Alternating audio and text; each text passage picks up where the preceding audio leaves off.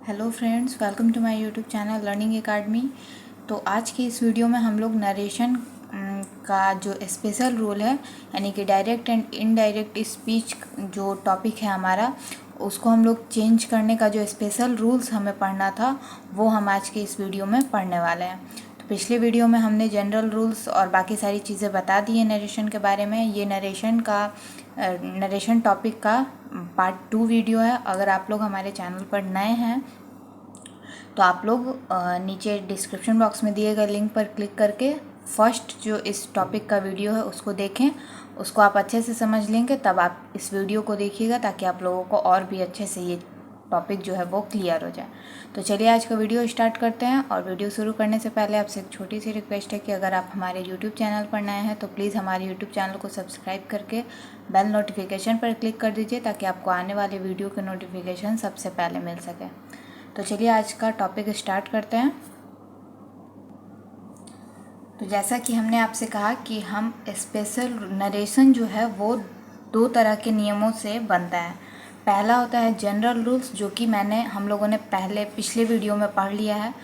आज की इस वीडियो में हम लोग स्पेशल रूल्स को पढ़ने वाले हैं। तो जैसा कि हमने आपको बता दिया है कि जनरल रूल्स वो रूल्स होते हैं, ये वैसे नियम हैं जो हर तरह के वाक्य के साथ लागू होते हैं।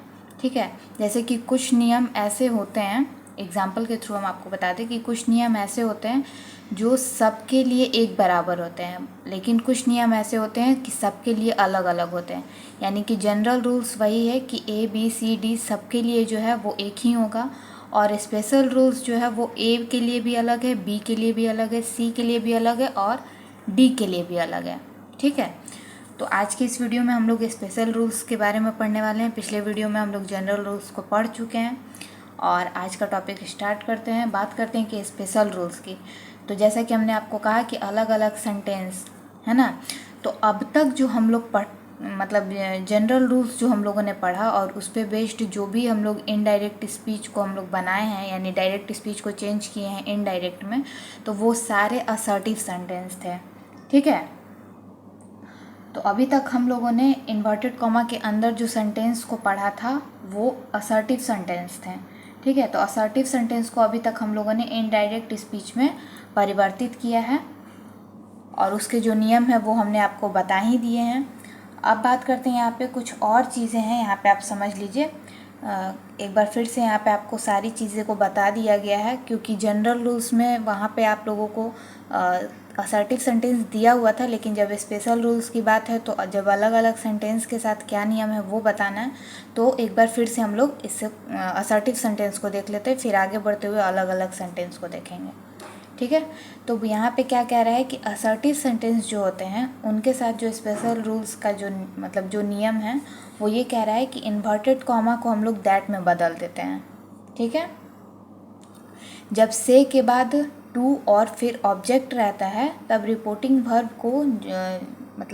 वर्ब जो हमारा से होता है उसको टेल प्लस ऑब्जेक्ट में बदल दिया जाता है। यानी कि से टू को, अगर आपका से टू है तो उसको हम लोग क्या करते हैं, टेल में बदल देते हैं, और फिर जो ऑब्जेक्ट रहता है वो ऑब्जेक्ट में बदल दिया जाता है। यानी कि ऑब्जेक्ट वही रहता है, बस से टू को हम लोग टेल में बदलते हैं। और टू प्लस ऑब्जेक्ट अगर नहीं रहता है तो से को जैसे है वैसे ही छोड़ दिया जाता है, हम लोग उसको चेंज नहीं करते हैं। जैसा कि आपको पता है कि यहाँ पे ये कह रहा है कि रिपोर्टिंग वर्ब के बाद अगर ऑब्जेक्ट नहीं है तो आप रिपोर्टिंग वर्ब को वैसे ही लिखेंगे जैसे वो दिया हुआ है, लेकिन अगर ऑब्जेक्ट है तब आप उसको चेंज करेंगे। और वो किस में चेंज होता है ये मैंने आपको पिछले वीडियो में बता दिया है। फिर भी आपको यहाँ पे बताया जा रहा है कि से और टू, यानी कि से टू रहेगा तो टेल में बदलेगा, और सेज टू रहेगा तो टेल्स में बदलता है। ठीक है, ये प्रेजेंट टेंस की बात हो रही है। ठीक है, पास्ट टेंस में क्या होता है, पास्ट टेंस में सिर्फ सेड टू होता है।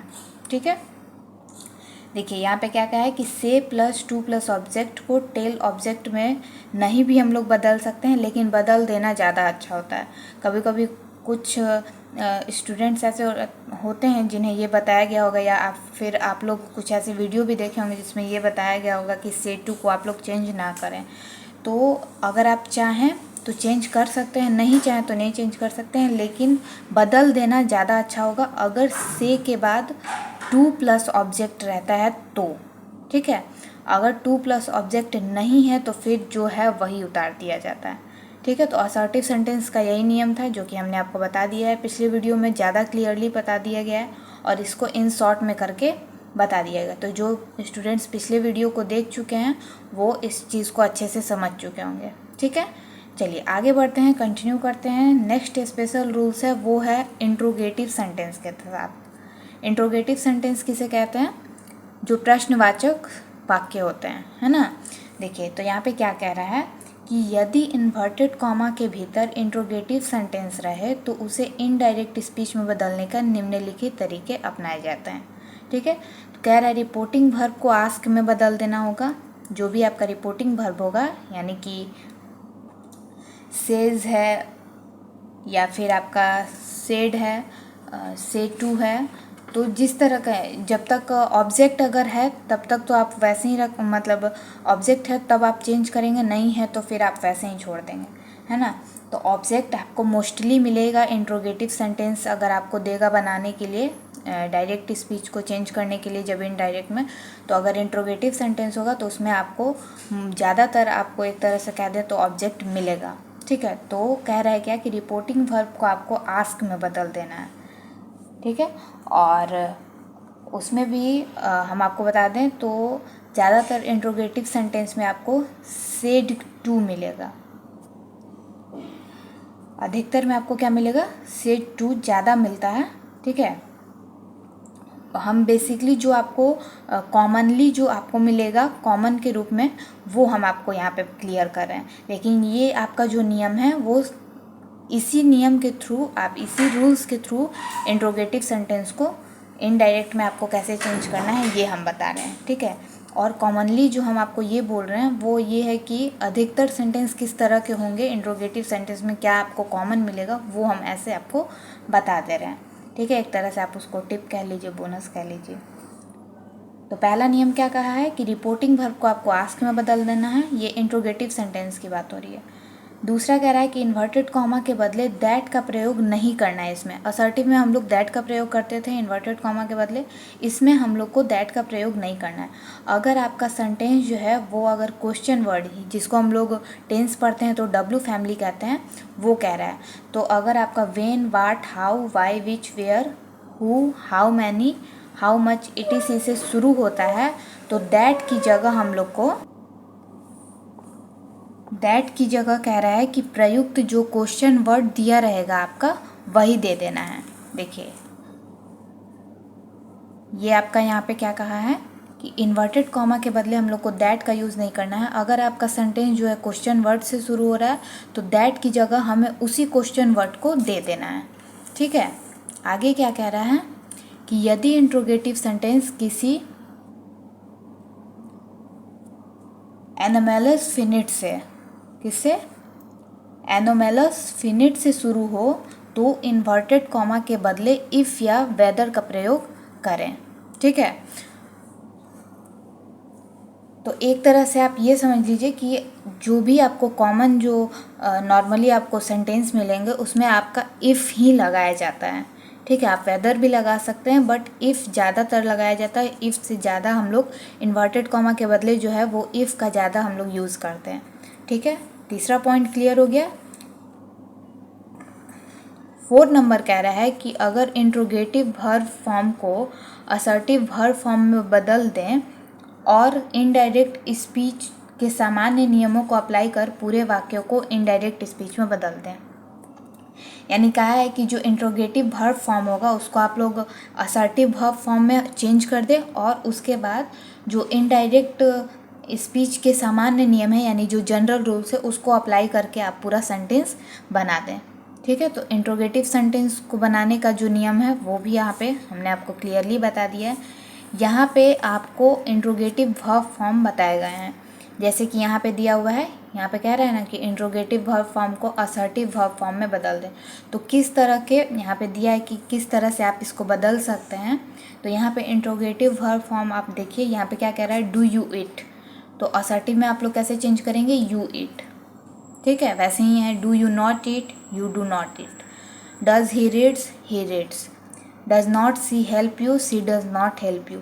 यानी कहने का मतलब है कि जो भी इंट्रोगेटिव वर्ब फॉर्म आपका दिया रहेगा उसको आप लोग असर्टिव में चेंज कर देंगे, और बाकी जो आपको नियम बताए गए हैं उस हिसाब से, और जो जनरल रूल्स आपको कुछ बताए गए हैं उसको अप्लाई करके आप इंट्रोगेटिव सेंटेंस को चेंज कर सकते हैं इनडायरेक्ट में। ठीक है, जो डायरेक्ट स्पीच में आपको दिया रहेगा अगर इंट्रोगेटिव सेंटेंस, तो आपको इनडायरेक्ट में इन नियमों के थ्रू ही चेंज करना है। तो ये आप इसका स्क्रीनशॉट चाहे तो ले सकते हैं, ये काफ़ी इंपॉर्टेंट है, आप लोगों को समझने में आसानी होगी इंट्रोगेटिव वर्ब फॉर्म को कि असर्टिव वर्ब फॉर्म में हम लोग किस प्रकार से बदलें। ठीक है, चलिए आगे बढ़ते हैं। यहाँ पे कुछ और इंट्रोगेटिव वर्ब फॉर्म्स दिए गए हैं जिसको असर्टिव वर्ब फॉर्म में चेंज कर दिया गया है, तो ये भी आपको समझने में आसानी होगी। आप लोग इसका स्क्रीनशॉट ले लीजिए, आप लोग इसे आसानी से समझ सकते हैं। एक बार इसे अच्छे से समझिएगा कि इसमें आपको क्या बताया गया है। बस ये नॉर्मली इंट्रोगेटिव वर्ब जो फॉर्म है उसको असर्टिव वर्ब फॉर्म में चेंज किया गया है, कुछ ज़्यादा इसमें डिफ़िकल्टी नहीं है। अब हम लोग इंट्रोगेटिव सेंटेंस का जो नियम हम लोग देखे हैं, अब उस पर हम लोग कुछ एग्जाम्पल्स को देख लेते हैं। ठीक है, चलिए यहाँ पे आप कुछ एग्जाम्पल्स देख सकते हैं। देखिए यहाँ पे क्या दिया है, he said to me are you ill. ठीक है, तो इन्वर्टेड कॉमा के अंदर आपका इंट्रोगेटिव वर्ब फॉर्म्स दिए हुए हैं, और बाहर में आपका रिपोर्टिंग वर्ब के बाद ऑब्जेक्ट भी दिया हुआ है। तो बिल्कुल सिंपल तरीके से आपको इसको सॉल्व करना है, जो भी नियम बताए गए हैं। तो देखिए ही का ही रहेगा, से टू को यहाँ पे पूछा जा रहा है ना, तो यहाँ पे बोला भी गया है आपको कि आस्क का यूज़ होता है इंट्रोगेटिव में।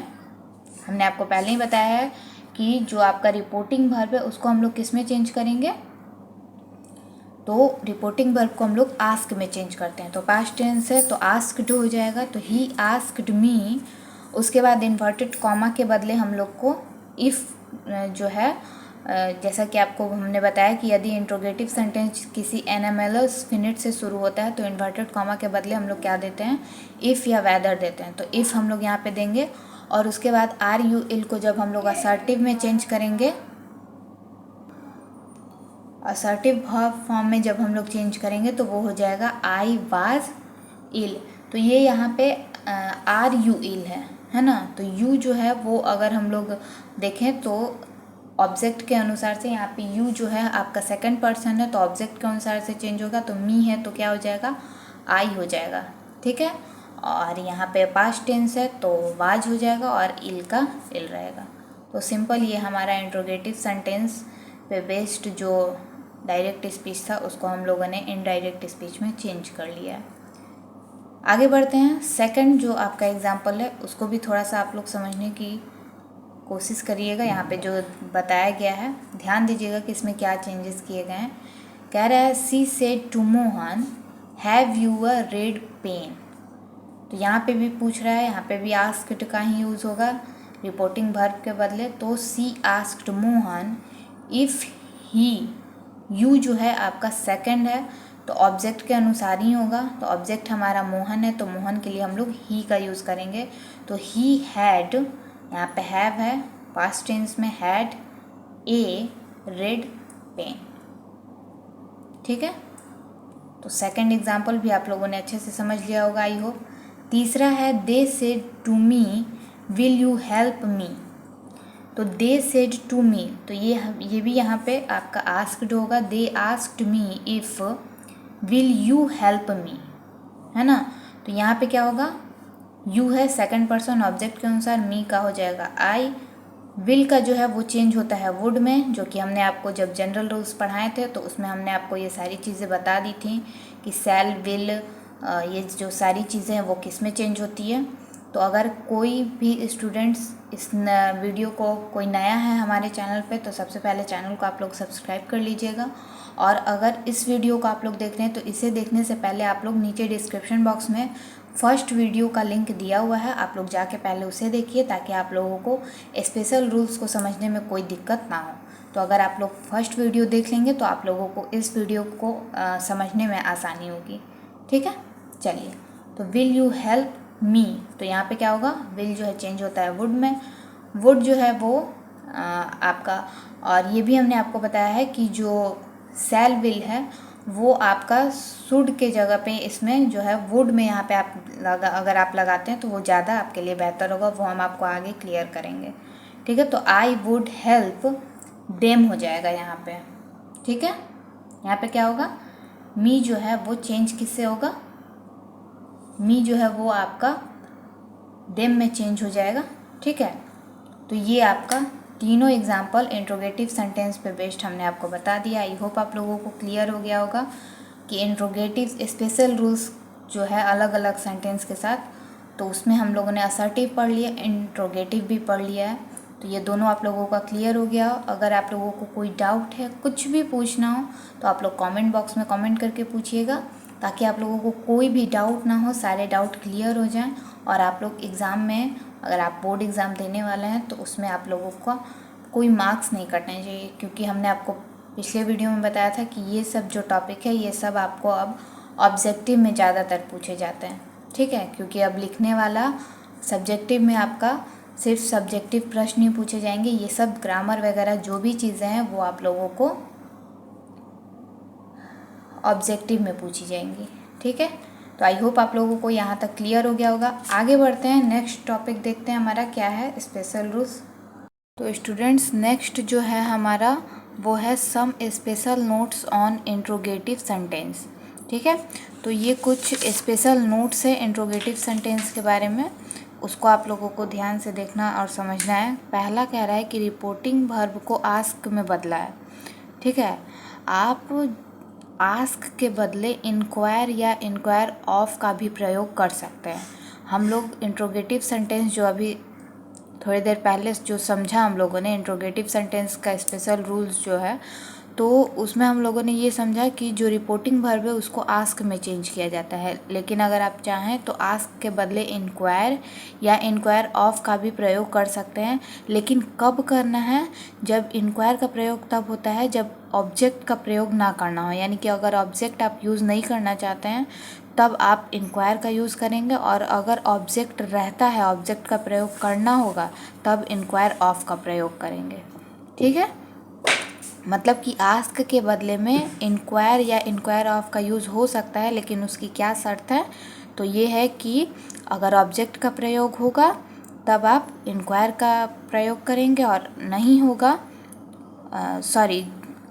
इंक्वायर का प्रयोग तब होगा जब ऑब्जेक्ट का प्रयोग ना करना हो। ठीक है, ऑब्जेक्ट का प्रयोग नहीं करना होगा तो इंक्वायर का हम लोग प्रयोग करेंगे, और ऑब्जेक्ट का प्रयोग करना होगा तो इंक्वायर ऑफ का प्रयोग करेंगे। ठीक है, तो ये हम लोग some special notes on interrogative sentence, उसका पहला पॉइंट जो था वो हम लोगों ने पढ़ लिया। आगे बढ़ते हैं, और इसका सबसे पहले हम लोग एग्जाम्पल देख लेते हैं। देखिए यहाँ पे दिया हुआ है, तो जो some special notes on interrogative sentence का पहला पॉइंट था उसको आप एग्जाम्पल के थ्रू भी समझ लीजिए। जैसे कि है he said to me are you busy, तो यहाँ पे क्या होगा कि ऑब्जेक्ट का यहाँ पे हमें प्रयोग करना है, तो हम लोग यहाँ पे इंक्वायर ऑफ का प्रयोग करेंगे। ठीक है, तो क्या होगा, सेड टू को हम लोग इंक्वायर्ड ऑफ में, क्योंकि चूँकि पास्ट टेंस में, तो ही इंक्वायर्ड ऑफ मी, और इन्वर्टेड कॉमा के बदले में क्या होता है हमारा, इफ़ होता है। तो इफ़ आर यू बिज़ी का हो जाएगा आई वाज बिज़ी। ठीक है, अगला देखते हैं, नेक्स्ट है यहाँ पे he said is the train late, तो यहाँ पे आपका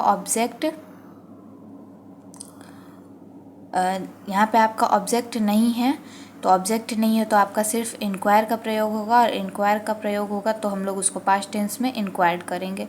तो he said is the train late, तो he inquired if the train was late. तो आई होप आप लोगों को पहला पॉइंट क्लियर हो गया होगा।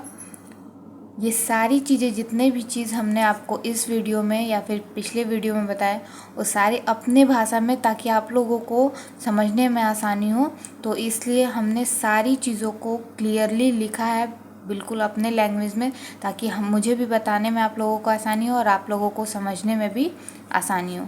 ठीक है, तो पहला पॉइंट क्लियर हो गया। आगे बढ़ते हैं, दूसरा पॉइंट क्या कह रहा है इंट्रोगेटिव सेंटेंस का स्पेशल नोट्स, तो वो ये कह रहा है कि जब रिपोर्टिंग वर्ब अगर आपका पास्ट टेंस में रहता है तब शैल या विल को शुड वुड में बदला जाता है। ठीक है, रिपोर्टिंग वर्ब, यहाँ पे ध्यान दीजिएगा, अगर आप नियम पे जो रूल्स हैं उनको आप अच्छे से समझ लेते हैं तो आप लोगों को जो एक्सरसाइज होंगे बुक में या फिर एग्ज़ाम में अगर आप लोगों को आते हैं तो वो आप लोगों को बनाने में कोई भी दिक्कत नहीं होगी। अगर आप छोटी छोटी जितनी भी चीज़ें आप लोगों को बताई जा रही हैं उन चीज़ों को आप लोग अच्छे से समझेंगे तो ठीक है।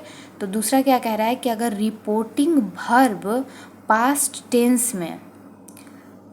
टेंस में रहता है तब शैल या विल को हम लोग शुड या वुड में बदल देते हैं, ठीक है। लेकिन अगर आई वी के बदले आई वी का मतलब अगर आई वी है तो उसके बदले में हम लोग वहाँ पे वुड देना, हम लोग आई वी के साथ शुड के बदले, यानी कि जो हम लोग आई वी के साथ क्या लगाते हैं, शुड लगाते हैं, तो उसके बदले अगर हम लोग वुड लगा देंगे, यह शैल का हो जाएगा शुड और विल का हो जाएगा वुड, तो आई वी के साथ वुड देंगे तो वो ज़्यादा बेटर होता है, ठीक है। इसमें ये आपको बताया जा रहा है कि किस चीज़ का आप यूज़ करेंगे तो उससे आपका सेंटेंस परफेक्ट लगेगा और वो चीज़ सही भी होगा, ज़्यादा उस पर आपका वही चीज़ आप लोगों को यूज़ करना चाहिए, ठीक है। तो आप चाहें तो शुड और वुड भी लिख सकते हैं, लेकिन उससे भी ज़्यादा अच्छा होगा कि आप लोग आई और वी के साथ वुड दें, ठीक है। और ये कब होगा, तो रिपोर्टिंग वर्ब जब पास्ट टेंस में रहता है तब, ठीक है। तो दूसरा पॉइंट आपका ये कहा है। आगे बढ़ते हैं। तो सेकंड पॉइंट का भी यहाँ पे हमने एग्जांपल लिखा है, जैसे कि he said to me will you help मी।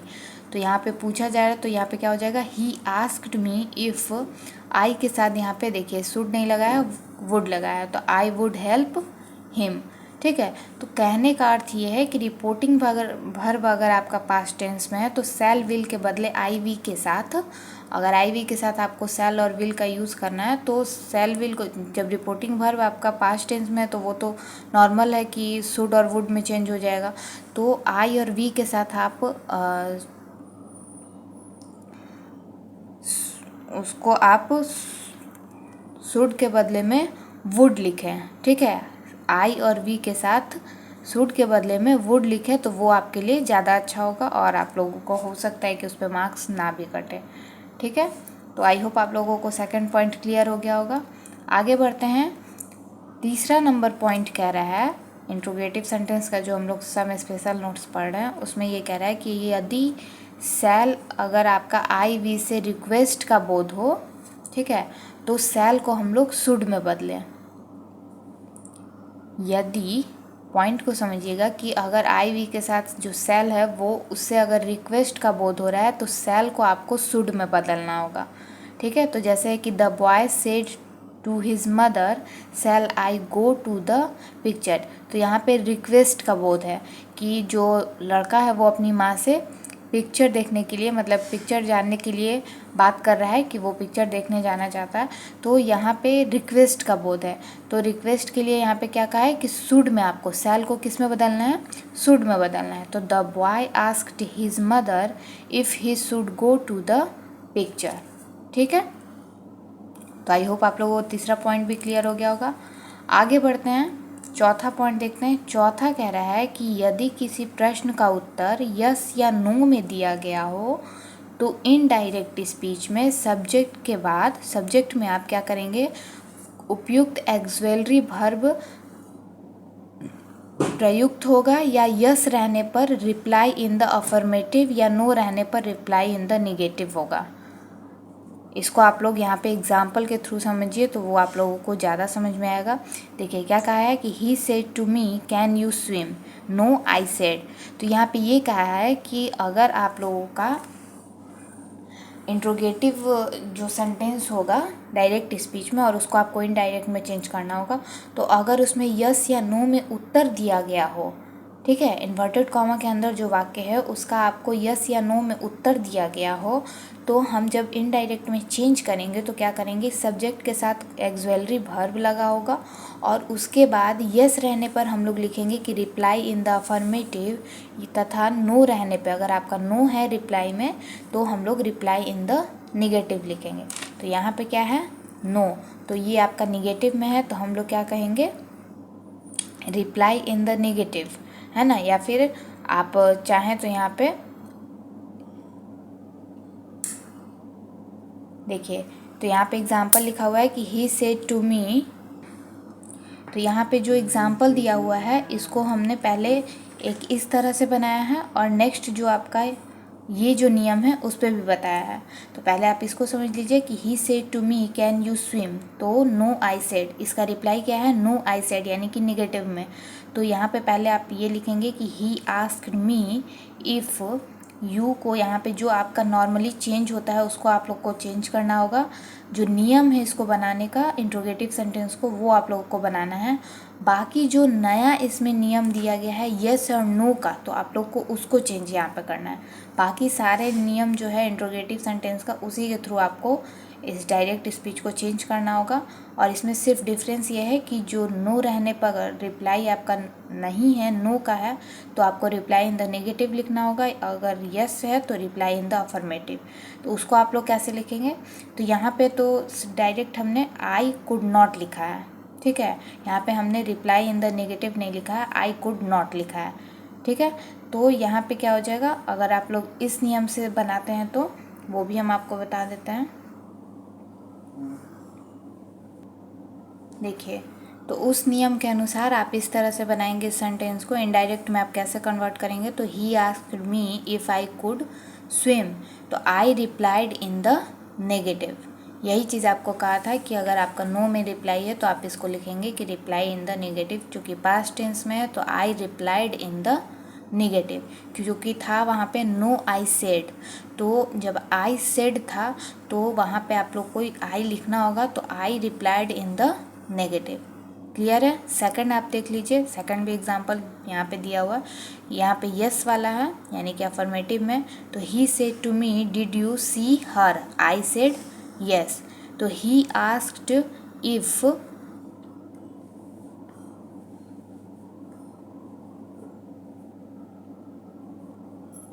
यहाँ पे ऑब्जेक्ट छूट गया है तो ऑब्जेक्ट मी है, तो he asked me if I had seen हर, ठीक है।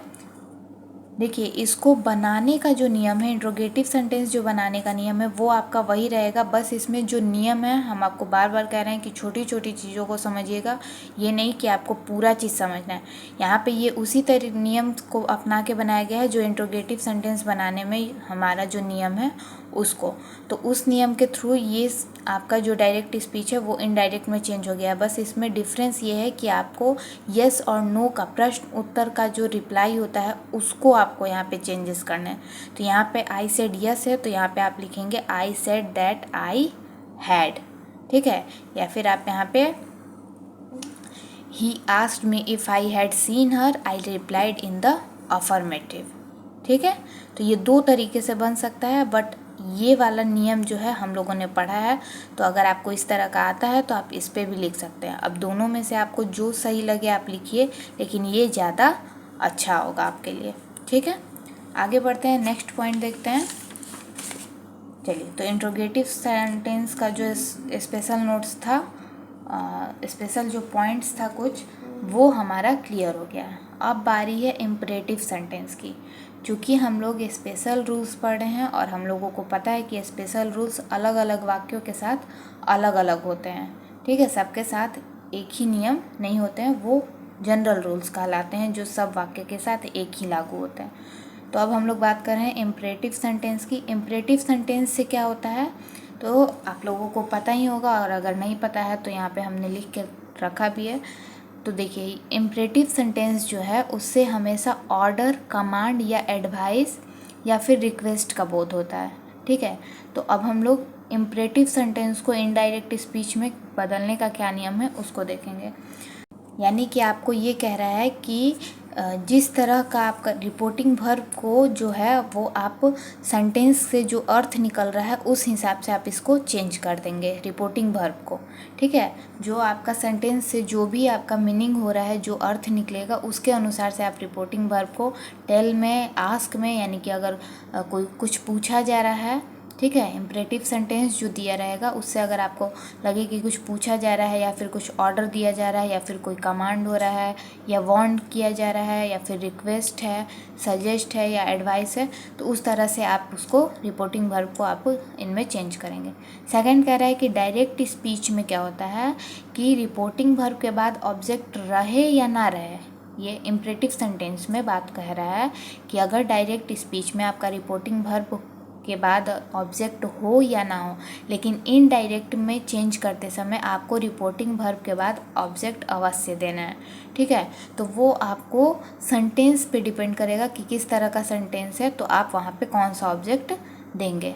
ठीक है, तो ये इम्परेटिव सेंटेंस को बनाने का नियम है। आगे बढ़ते हैं, देखते हैं अगला भी कोई नियम है तो, नहीं तो फिर हम लोग एग्जाम्पल के थ्रू इसको भी समझेंगे। जी, तो अगला जो हमारा नियम है वो ये कह रहा है कि अगर प्लीज़ या काइंडली आदि शब्दों का उसमें सेंटेंस में आपका रहता है प्लीज़ या काइंडली, तो उसका हमें लोप कर देना है, यानी कि उसको हटा देना है, उसको हमें इनडायरेक्ट में चेंज करते समय नहीं लिखना है। चौथा कह रहा है कि इन्वर्टेड कॉमा को टू या नॉट टू में बदल देना है। तो इम्परेटिव सेंटेंस जो नॉर्मल आपको मिलेगा उसमें आपको टू का ही यूज़ करना है, नॉट टू का इम्परेटिव का जो निगेटिव सेंटेंस मिलेगा आपको उसमें करना होगा। ठीक है, तो यहाँ पे एग्जांपल देखिए, कह रहा है कि he said bring a glass of water. तो आप इसको कह लीजिए कि वो उससे बोल रहा है, ये जो सेंटेंस है उससे आपका ये 3 तरह से आप इसको समझ सकते हैं कि वो उसको ऑर्डर भी दे रहा है, या फिर उससे पूछ रहा है कि मतलब एक गिलास पानी मिलेगा, या फिर उससे कह रहा है कि एक गिलास पानी देने के लिए। तो ये 3 तरह से इसका अर्थ निकल रहा है। तो आप इनमें से जो लिखना चाहें वो आप यहाँ पे लिख सकते हैं। तो ही टोल्ड, आस्क, टोल्ड या आस्क्ड या ऑर्डर। ठीक है, और यहाँ पे मी होगा क्योंकि ही सेड टू मी वाला यहाँ पे है, मुझे। ठीक है, तो यहाँ पे आपका ऑब्जेक्ट देना ज़रूरी है अगर आपका ऑब्जेक्ट डायरेक्ट स्पीच में हो या ना हो। और ये किस में बात हो रहा है, इम्परेटिव सेंटेंस में। तो इम्परेटिव सेंटेंस में क्या कहा है कि रिपोर्टिंग वर्ब के बाद, डायरेक्ट स्पीच में रिपोर्टिंग वर्ब के बाद अगर ऑब्जेक्ट हो या ना हो, लेकिन इनडायरेक्ट में चेंज करते समय आपको ऑब्जेक्ट देना है। तो ऑब्जेक्ट यहाँ पे हो गया मी, फिर टू, जो यहाँ पे आपका कहा कि इन्वर्टेड कॉमा को हटाना है, तो इन्वर्टेड कॉमा को हटाने के बाद उसको हम लोग टू में बदल देते हैं, इन्वर्टेड कॉमा को। तो टू, और बाकी जो आपका सेंटेंस रहेगा वो आप लिखेंगे bring a glass of water. ठीक है, सेकंड आपका यहाँ पे है कि he said to Sita lend me your pen for a moment. ठीक है, तो यहाँ पे पूछा जा रहा है। ठीक है, तो हम क्या लिखेंगे, he asked Sita to lend him her pen for a moment. ठीक है, तो यहाँ सब्जेक्ट ऑब्जेक्ट का जो बात है वो तो आप लोगों को क्लियर हो चुका है। जनरल रूल्स में हम आपको सारी चीज़ें बता चुके हैं। आप लोगों को पर्सन और जो भी नॉमिनेटिव केस, ऑब्जेक्टिव जितने भी हैं, पर्सनल प्रोनाउन वगैरह, इन सारी चीज़ों को आप लोगों को अच्छे से समझ लेना होगा ताकि आप लोगों को पर्सन चेंज करने में कोई भी दिक्कत ना हो। ठीक है, और अगर आप लोग इस वीडियो को पहली बार देख रहे हैं, नरेशन के लिए, नरेशन अगर आप लोगों को पढ़ना है और इस वीडियो को पे आप विज़िट किए हैं, तो आप सबसे पहले जो इसका नरेशन का जो फर्स्ट पार्ट हमने बनाया है जिसमें जनरल रूल्स को बताया है जो कि बहुत बेसिक है, पहले उसको समझना ज़रूरी होगा। तो आप लोग पहले उस वीडियो को देखिए जिसका लिंक आपको नीचे डिस्क्रिप्शन बॉक्स में मिल जाएगा। तो आप लोग पहले उसे देखिए, फिर आप लोग इस वीडियो को देखिएगा ताकि आप लोगों को इस वीडियो को समझने में, जो भी हमने बताया है इस वीडियो में, वो आप लोगों को समझने में आसानी हो। ठीक है, तो पहले आप लोग वो उस चीज़ को देख लीजिए, फिर आप लोग इस पे आइएगा। चलिए, तो यहाँ पे क्या कहा है, तीसरा देखते हैं। तीसरा यहाँ पे है the captain said to soldiers fire at once. तो यहाँ कैप्टन क्या करता है, कमांड करता है। तो the captain commanded the soldiers to fire at once. ठीक है, तो इम्परेटिव सेंटेंस बनाने का जो नियम है वो हमने आपको यहाँ पे बता दिया है। आई होप आप लोगों को क्लियर हो गया होगा। आगे बढ़ते हैं और अब हम लोग बात करेंगे एम्फेटिक इम्परेटिव्स के। ठीक है, तो वो क्या है वो हम लोग आगे देखते हैं। देखिए, एम्फेटिक जो होते हैं वो क्या होते हैं, किसी चीज़ पे जोर देने के लिए होते हैं। ठीक है, तो कुछ इम्परेटिव सेंटेंस के पहले डू का प्रयोग होता है जो वाक्य को जोरदार बनाने के लिए किया जाता है। तो ऐसे वाक्यों को इनडायरेक्ट स्पीच में बदलने के लिए वाक्य में जो डू रहता है डायरेक्ट स्पीच में, उसको हम लोग हटा देते हैं। और बाकी जो है, जो पहले हम लोग का नियम था इम्परेटिव सेंटेंस बनाने में, जो अभी हम लोगों ने थोड़ी देर पहले पढ़ा, बाकी उसी नियम के थ्रू हम लोग एम्फेटिक इम्परेटिव्स को बनाते हैं। तो यहाँ पे एग्जांपल है कि he said to me do come tomorrow. तो यहाँ पे रिक्वेस्ट भी आप इसे कह सकते हैं या फिर आस्क्ड भी कह सकते हैं कि वो पूछ रहा है या फिर रिक्वेस्ट कर रहा है आने को। तो ही आस्क्ड या request me to come the next day. Tomorrow जो चेंज होता है वो क्या चीज़ में होता है, द नेक्स्ट डे। तो ही आस्क्ड या request me to come the next day. ठीक है, तो एम्फेटिक इम्परेटिव्स को बनाने का जो नियम है वो इस तरह का होगा। कुछ सेंटेंस ऐसे मिलते भी हैं और आप ऑब्जेक्टिव जब देखेंगे बोर्ड एग्ज़ाम में, अगर आप बोर्ड एग्ज़ाम देने वाले हैं या फिर नेक्स्ट ईयर देने वाले हैं, जब भी अगर आप लोग दे रहे हैं तो ये चीज़ आप याद रखिएगा कि बोर्ड एग्ज़ाम हो या फिर कोई ऐसा कॉम्पिटिटिव एग्ज़ाम में भी इस तरह के सेंटेंस आपको ज़्यादा मिलेंगे। क्योंकि जो नॉर्मली बेसिकली आप लोगों को जो पढ़ना था वो आप लोग नीचे क्लास में भी नरेशन पढ़े हैं, तो उन सारी चीज़ों पे बहुत कम इन सारे जो भी स्पेशल रूल्स पे बेस्ड जितने भी आपको सेंटेंस हैं और उसके जो नियम है, स्पेशल रूल्स पे बेस्ड जो भी नियम बताया जा रहा है और उस पे जो एग्जांपल हो जिस तरह से हम बता रहे हैं और जो सेंटेंस होते हैं, इनमें से आपको मतलब ज़्यादा देते हैं क्योंकि ये सारे कंफ्यूजिंग सेंटेंस होते हैं। तो कंफ्यूजन में लोग का अक्सर गलत लग जाता है और उनका मार्क्स कट जाता है। ठीक है, तो आप छोटी छोटी चीज़ों को समझिएगा, बाकी बहुत ज़्यादा ये डिफ़िकल्ट नहीं है। आगे बढ़ते हैं। अगला है कि I said to him do have a cup of tea. तो यहाँ पे रिक्वेस्ट किया जा रहा है। ठीक है, तो I request him to have a cup of tea. यहाँ पे एक छोटा सा पॉइंट लिखा गया है कि जब डू का प्रयोग एम्फेसिस के लिए ना होकर अन्य वर्ब के समान हो। देखिए, अभी हम लोगों ने जब जो ऊपर पढ़ा उसमें डू का प्रयोग जोर देने के लिए किया जा रहा था, लेकिन यहाँ पे कह रहा है कि अगर डू का प्रयोग जोर देने के लिए नहीं होकर बाकी वर्ब के समान ही हो तब डू का लोप हम लोग नहीं करेंगे, यानी कि डू नहीं हटाएंगे क्योंकि वो वर्ब के समान ही वहाँ पे यूज़ हो रहा है। तो he said to me do this at once. तो यहाँ पे पूछा जा रहा है, तो he asked me to do that at once. ठीक है, चलिए, तो ये जो आपका एम्फेटिक इम्परेटिव्स था वो भी आप लोगों का क्लियर हो गया है। आगे बढ़ते हैं। अगला है निगेटिव इम्परेटिव्स। तो अभी हम जब आपको बता रहे थे तो हमने कहा था कि आगे निगेटिव इम्परेटिव्स भी आएगा, तो उसको आप लोगों को समझना होगा। तो वो आ चुका है यहाँ पे।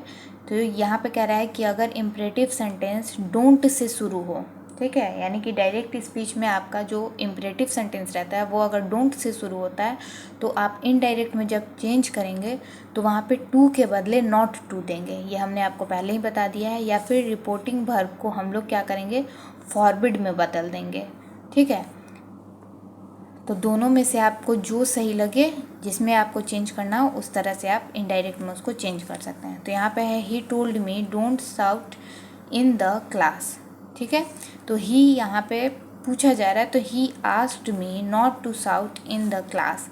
ठीक है, यहाँ पे कहा था कि टू को नहीं, यहाँ पे हम लोग डोंट रहेगा तो हम लोग टू नहीं नॉट टू का यूज़ करेंगे। तो यहाँ नॉट टू लिखा। अगर आप नॉट टू का यूज़ नहीं करना चाहते हैं, सिर्फ टू का करना चाहते हैं, तो यहाँ पे आपको फॉरबिड को पास्ट टेंस में चेंज करके फॉरबिड में करना होगा। ठीक है, और एक चीज़ आप यहाँ पे ध्यान दीजिएगा, यहाँ पे टोल्ड लिखा है, तो टोल्ड से आप ये नहीं घबराइएगा कि रिपोर्टिंग वर्ब तो पहले ही चेंज है, नहीं, टोल्ड मी लिखा है यहाँ पे। चूँकि इम्परेटिव सेंटेंस है तो इम्परेटिव सेंटेंस में टोल्ड वाला जब आपका टोल्ड लिख दिया है तो इतना से आप समझिए आपका सेंटेंस पे बेस्ड है।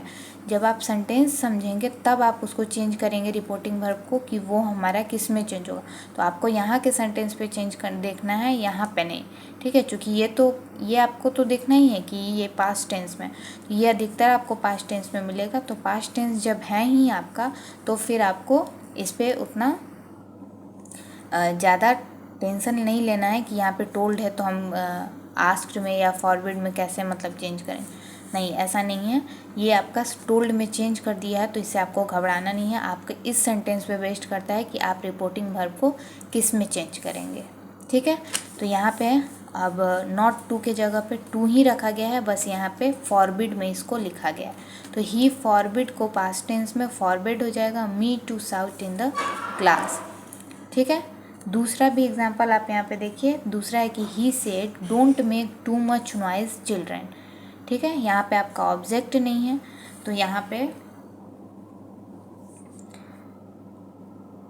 आपको ऑब्जेक्ट खुद से देना होगा, क्योंकि हमको पता है कि इम्परेटिव सेंटेंस में ऑब्जेक्ट रहे या ना रहे हमें ऑब्जेक्ट देना है ना।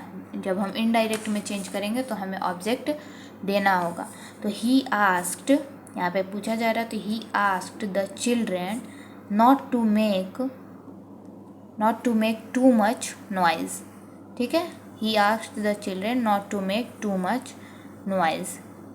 ठीक है, तो चिल्ड्रेन आपका यहाँ पे था, इसको क्या किया, ऑब्जेक्ट के तौर पे ले लिया। या फिर अगर आप नॉट टू नहीं देना चाहते हैं तो फॉरबिड के तौर पे भी फॉरबिड रख के आप कैसे बनाएंगे, तो he forbid the children to make noise. ठीक है, तो निगेटिव इम्परेटिव जो था आपका वो भी आप लोगों का क्लियर हो गया होगा, आई होप। अगर आप लोगों को कोई डाउट है, कुछ पूछना है, तो आप लोग कमेंट बॉक्स में कमेंट करके पूछ सकते हैं। और एक चीज़ बता दें, हम अपनी तरफ से हर एक छोटी छोटी चीज़ों को आपको बता दे रहे हैं, ताकि आप लोगों का बोर्ड में, एग्ज़ाम में आप लोगों का कोई भी मार्क्स ग्रामर के तौर से नहीं कटना चाहिए, क्योंकि ये सारी चीज़ें ऑब्जेक्टिव आती है। ये हमने आपको पहले भी बताया है, इस वीडियो में भी शुरू में हम बता चुके हैं कि ये सारी जो टॉपिक है, वॉइस, नरेशन, प्रीपोजिशन, इनसे आपको ऑब्जेक्टिव क्वेश्चन ज़्यादा पूछे जाते हैं। तो 1 नंबर भी बहुत मायने रखता है आपके, तो आपका 1 नंबर भी ना कटे, तो उसके लिए आपको क्या करना है, मेहनत करना है, समझना है कि क्या चीज़ हम आपको बताया जा रहा है। ठीक है, तो बोर नहीं होना है, वीडियो को स्किप नहीं करना है कि हम आगे बढ़ा के देख लेते हैं। थोड़ा सा पेशेंस रखिए, समझिए, ताकि आप लोगों का फ्यूचर अच्छा हो। ठीक है, चलिए यहाँ पे नोट में दिया हुआ है कि ध्यान दें यहाँ पे कि फॉरबिड के बाद नॉट टू का प्रयोग ना होकर सिर्फ टू का प्रयोग हुआ है। तो इस बात को हमने आपको बता दिया कि अगर आपको नॉट टू का यूज़ नहीं करना है तो फॉरबिड यूज़ करेंगे, फॉरबिड यूज़ करेंगे तो आपका सिर्फ टू यूज़ होगा, नॉट टू यूज़ नहीं हो, यानी दोनों में से कोई एक ही यूज़ करना है आपको। ठीक है, चलिए आगे बढ़ते हैं।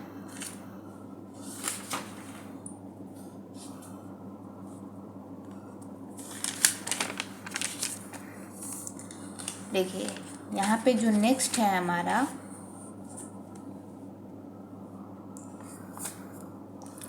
नेक्स्ट आता है कि some more hints on imperative sentence. Imperative sentence के बारे में कुछ और जानकारी यहाँ पे दी गई है कि इम्परेटिव सेंटेंस के साथ कभी कभी क्वेश्चन टैग्स भी रहते हैं।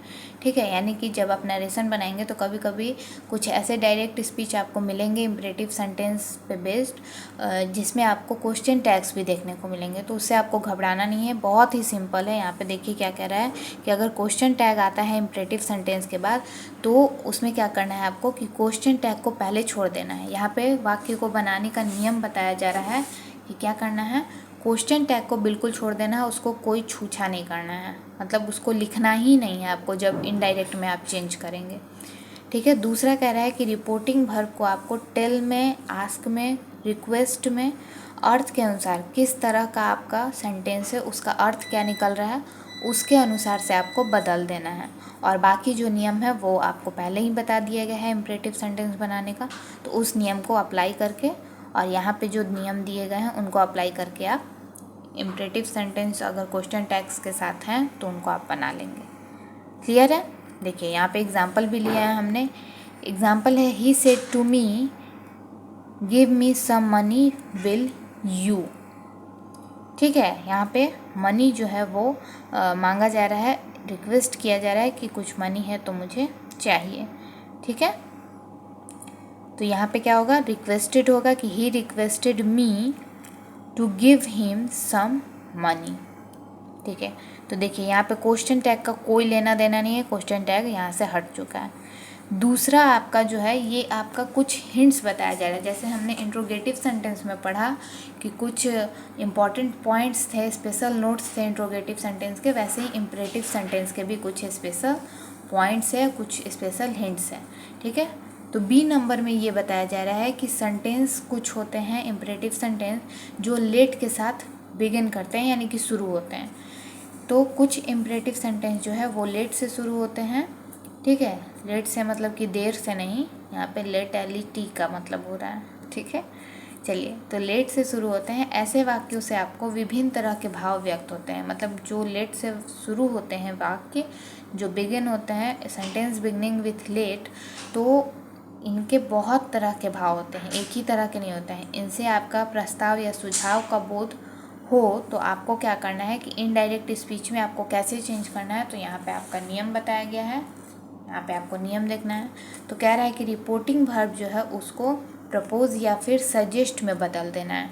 ठीक है, क्या चीज़ में चेंज करना है, प्रपोज या फिर सजेस्ट में, क्योंकि क्या कहा है कि प्रस्ताव या फिर सुझाव का बोध होता है। जहाँ पे जो इम्परेटिव सेंटेंस लेट से शुरू होते हैं वो उसमें आपका जो है वो प्रस्ताव और सुझाव का बोध होता है। तो इसलिए आपको प्रपोज या फिर सजेस्ट, जिस तरह का अर्थ होगा आपका, उसको यूज़ करना है। ऑब्जेक्ट का प्रयोग करना होगा तो हम क्या लिखेंगे, propose plus to plus object या suggest plus to plus object, ना कि प्रपोज प्लस ऑब्जेक्ट लिख देंगे, हमें टू लगाना होगा उनके बाद। ठीक है।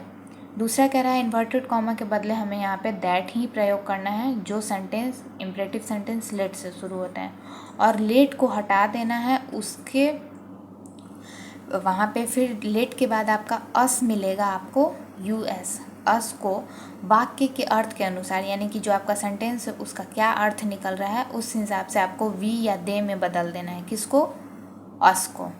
ठीक है।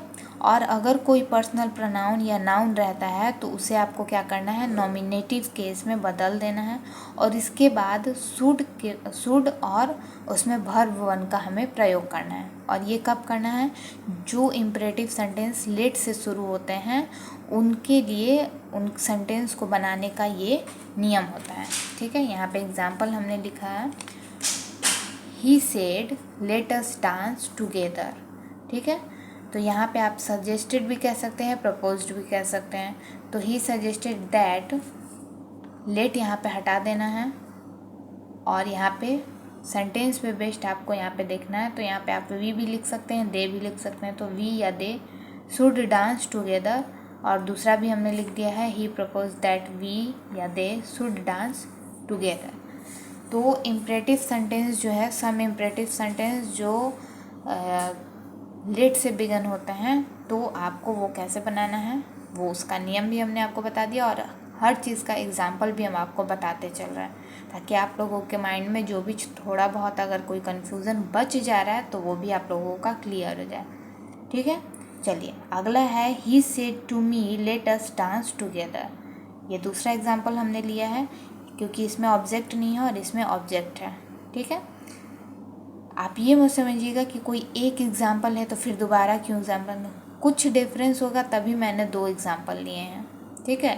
तो बोर नहीं होना है, बिल्कुल ध्यान से मन से अच्छे से पढ़ना है, ताकि आप लोगों का एग्ज़ाम में मार्क्स अच्छा है, या फिर आपका जो माइंड है वो भी काफ़ी ग्रो करे, समझ पाए।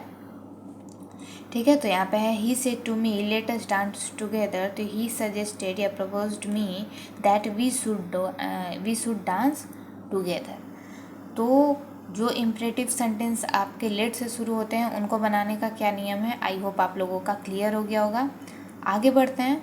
आगे बढ़ने से पहले आपसे एक छोटी सी रिक्वेस्ट है कि अगर आपको अभी तक का वीडियो पसंद आया हो, जो हमने पढ़ाया आपको, जो बताया वो समझ में आया हो, तो प्लीज़ वीडियो को लाइक ज़रूर करिएगा, ज़्यादा से ज़्यादा शेयर करिएगा, और इसी तरह के इम्पॉर्टेंट वीडियो और बिल्कुल अपनी भाषा में समझने के लिए इस टॉपिक को, कोई भी चीज़ हो, क्लास 10th का, वो साइंस मैथ हो या इंग्लिश हो या फिर ग्रामर हो, 6 से लेके क्लास 10 तक का, तो उसको हम बिल्कुल अपनी तरह से कोशिश करते हैं कि हम अपनी भाषा में आपको समझा पाएँ, ताकि आप लोगों को कोई भी कन्फ्यूज़न ना हो और आप लोगों को भी समझने में आसानी हो।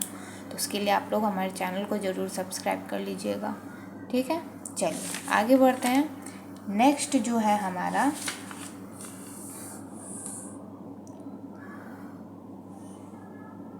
इसी में कुछ और पॉइंट्स है, क्योंकि ये जो बात हो रहा है अभी कि जो सेंटेंस इम्परेटिव सेंटेंस लेट से शुरू होते हैं उनको बनाने का नियम। तो यहाँ पे आपको कुछ और सेंटेंस, कुछ और बातें बताई गई हैं इस सेंटेंस को बनाने के लिए, कुछ और पॉइंट्स है, तो उस पर आपको ध्यान देना होगा। देखिए यहाँ पे क्या कह रहा है कि जो रिपोर्टर है अगर उसको खुद भी इंक्लूड करवाना हो, ये यहाँ का बात कर रहा है जो हम लोग अभी पढ़ चुके हैं।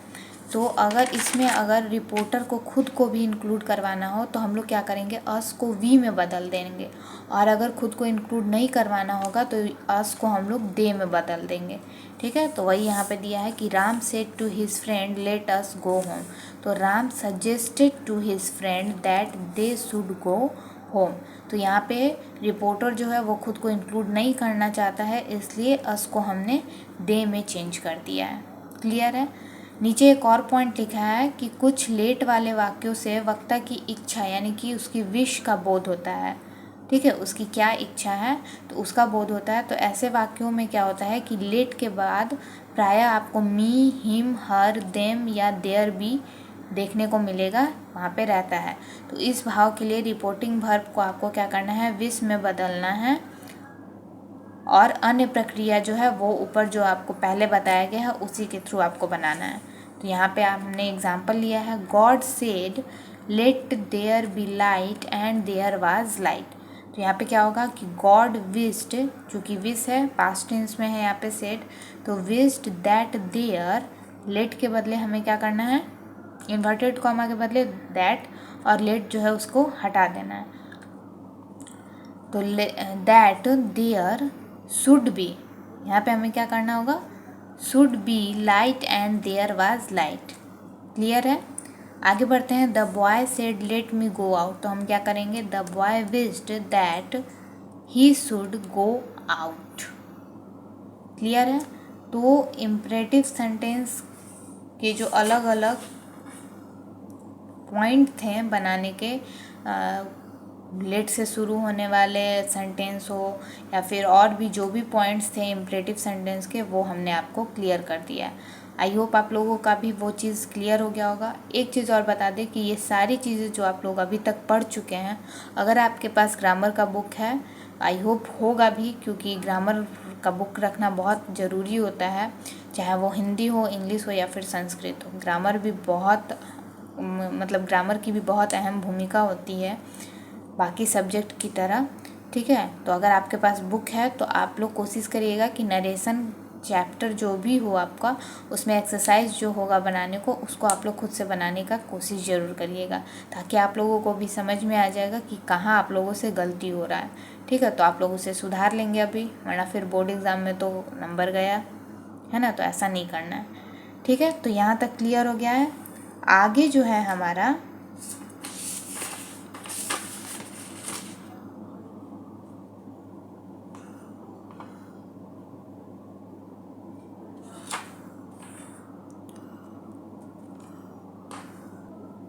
तो स्टूडेंट्स फ्रेंड्स, इम्परेटिव सेंटेंस में ही कुछ और पॉइंट्स बताए गए हैं।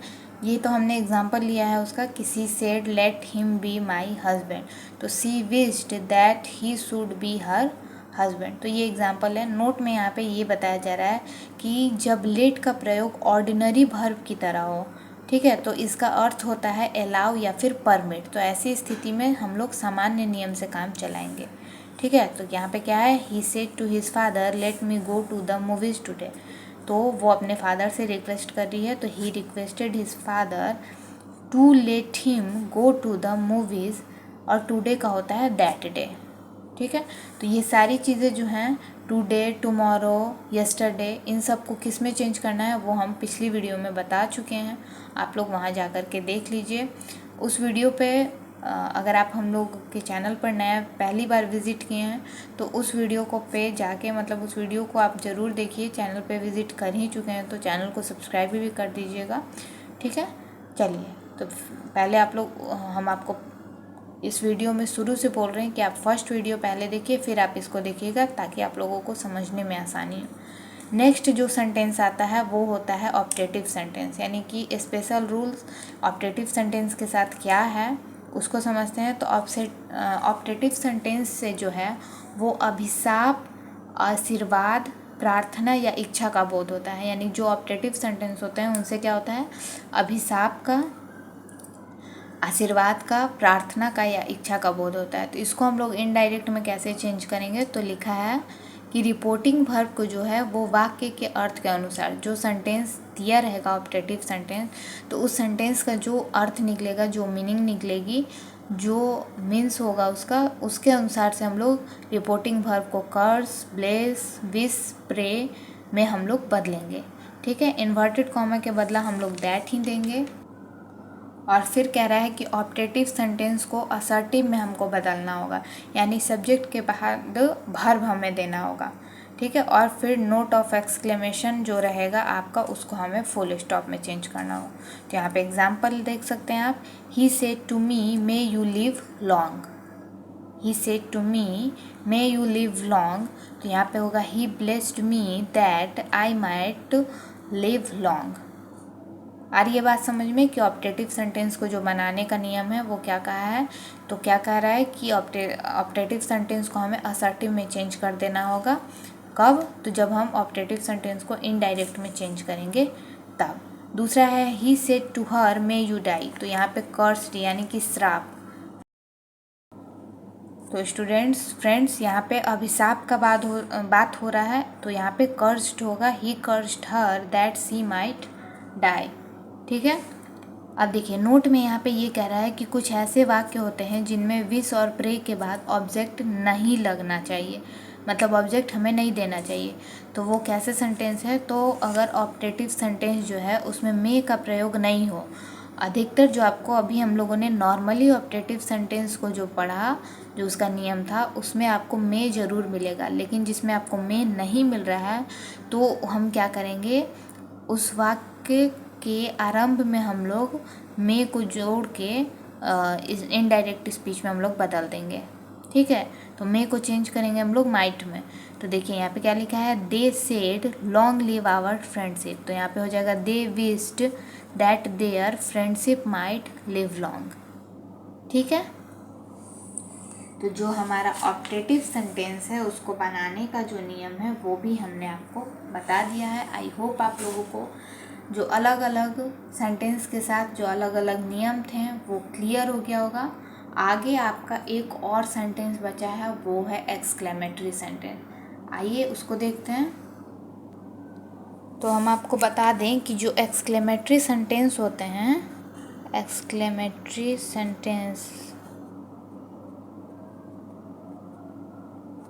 सेंटेंसेस से प्राय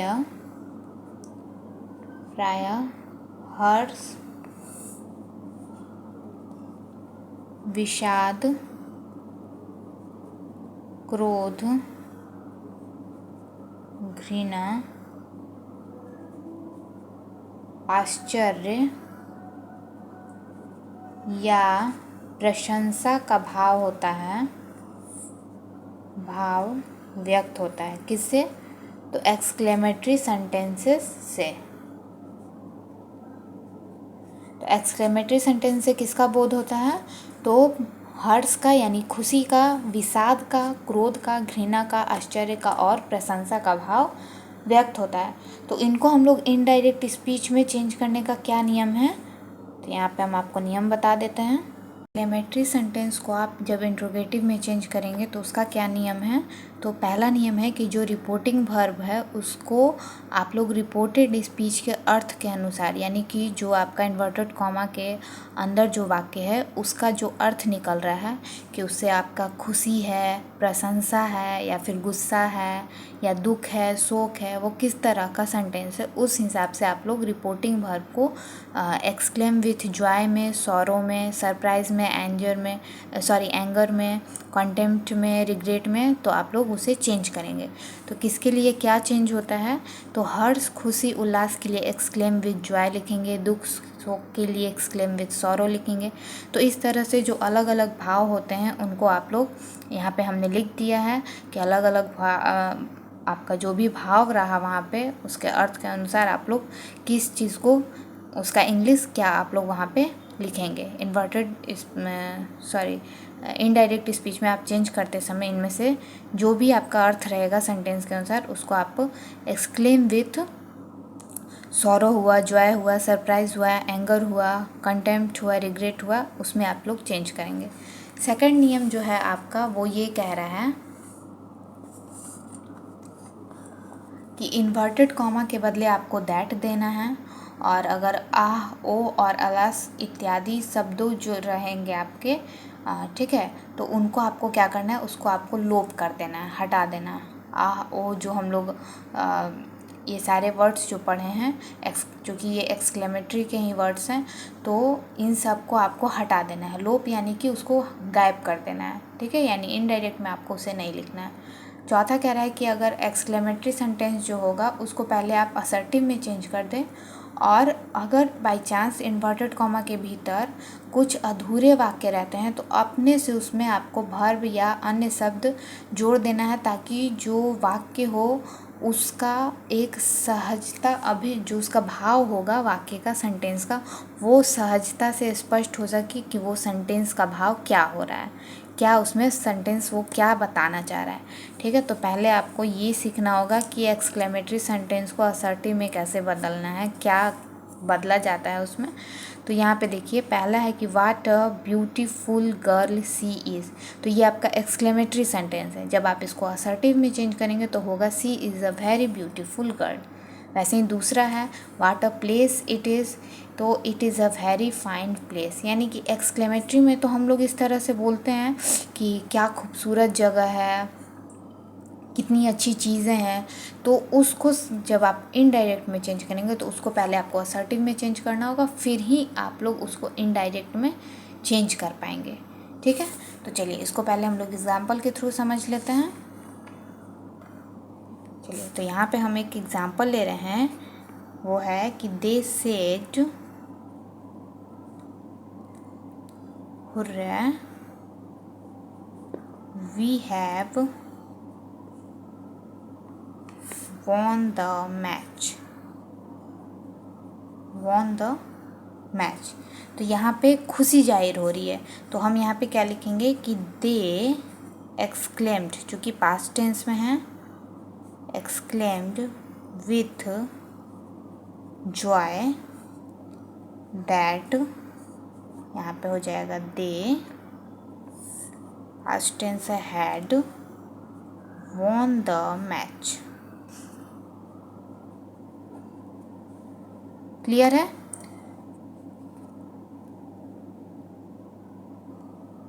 तो यहाँ तक आप लोगों का, आई होप आप लोगों का क्लियर हो गया होगा।